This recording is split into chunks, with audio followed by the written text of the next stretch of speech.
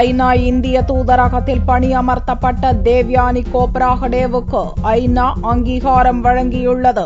Visa மோசடி, பணிப்பெண்ணுக்கு குறைந்த சம்பளம் வழங்கியது போன்ற குற்றச்சாட்டுகளின் பேரில் இந்திய துணை தூதர் தேவ்யானி கோப்ராகடேயை அமெரிக்க போலீசார் கைது செய்தனர். தேவ்யானி மீதான குற்றச்சாட்டுகளை திரும்பப் பெற வேண்டுமென அமெரிக்காவை வலியுறுத்தி வரும் இந்திய அரசு தேவ்யானியின் சட்ட அந்தஸ்தை அதிகரிக்க செய்யும் வகையில் நியூயார்க்கில் உள்ள ஐக்கிய நாடுகள் சபையில் உள்ள இந்தியாவுக்கான நிரந்தர தூதரகத்தில் ஆலோசகராக பணியமர்த்தியது. தேவ்யானி தொடர்பான ஆவணங்களை ஆராய்ந்த ஐக்கிய நாடுகள் சபை இந்தியாவுக்கான நிரந்தர தூதரக ஆலோசகராக தேவ்யானிக்கு அங்கீகாரம் வழங்கியுள்ளது. இதைத் தொடர்ந்து நியூயார்க்கில் நடந்து வரும் விசா மோசடி வழக்கு விசாரணையில் நேரில் ஆஜராவதிலிருந்து தேவ்யானிக்கு விலக்கு அளிப்பதாக அமெரிக்கா அறிவித்துள்ளது.